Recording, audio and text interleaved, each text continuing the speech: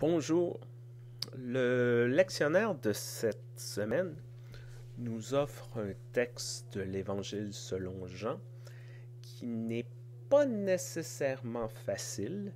Déjà en partant, les textes souvent de Jean ne sont pas nécessairement faciles. Celui-là, c'est un beau défi. Ce qui a attiré mon attention, c'est vraiment le début.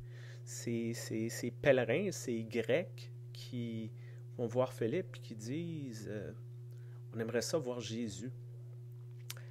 Et veut pas, on les envie quasiment, ces pèlerins-là, parce que on aimerait ça, nous aussi, pouvoir rencontrer Jésus, pouvoir lui poser des questions, pouvoir l'écouter, puis d'essayer de comprendre c'est quoi son message un peu plus clairement, pas à travers des récits, des textes écrits il y a de ça plusieurs milliers d'années, mais en vrai, là, ça serait le fun. Mais le problème, par exemple, dans tout ça, c'est que c'est quel Jésus qu'on voudrait voir, qu'on voudrait rencontrer. Est-ce que ce serait le Jésus historique, l'homme qui est né à fort probablement Nazareth?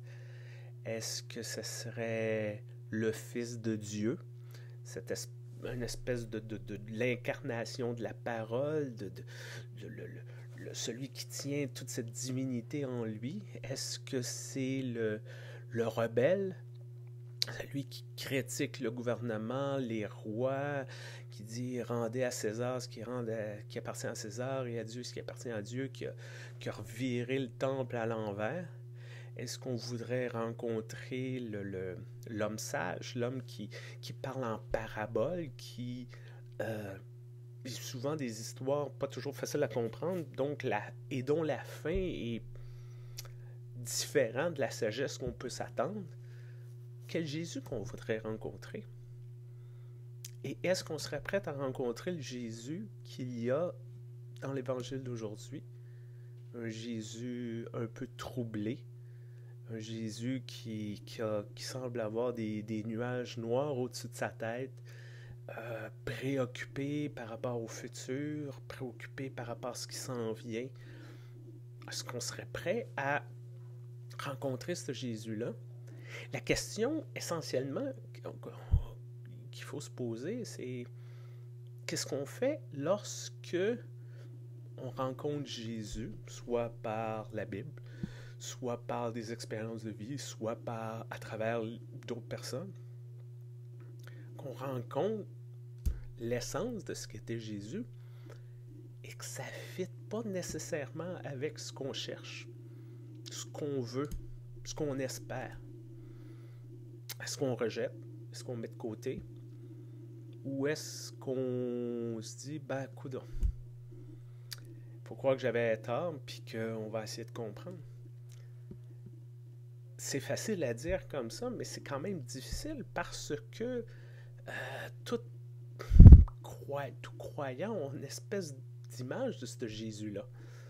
La façon qu'on leur a enseigné, la façon dont la foi, la spiritualité, la religion s'est développée au cours des années. Et des fois, c'est dur de laisser aller des choses qu'on a en soi pour faire de la place à quelque chose d'autre.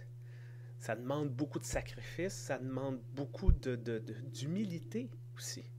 De dire, ben, peut-être que c'est pas ça, ou peut-être que ça peut être aussi ça. D'accepter qu'il n'y a pas juste une réponse, qu'il y a plusieurs Jésus, dans un sens. Peut-être un personnage historique, mais plusieurs façons de comprendre Jésus, plusieurs façons de voir Jésus.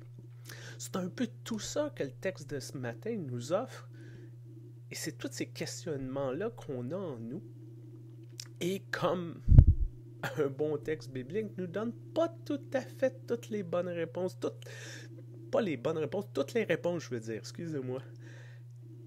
C'est à nous de faire la part des choses.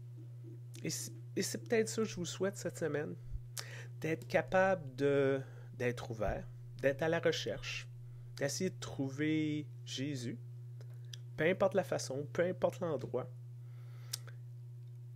et d'être ouvert à ce que vous allez trouver. d'être attentif à ce que vous... excusez-moi. Être attentif à ce que vous allez trouver. Excusez, là, mais on passera pas toute la journée là-dessus. Et j'espère que vous allez être capable d'avoir l'esprit large et d'être ouvert à ce processus-là. Je pense que je vais arrêter ici avant que je bégaye plus. Bonne semaine, portez-vous bien, à très bientôt.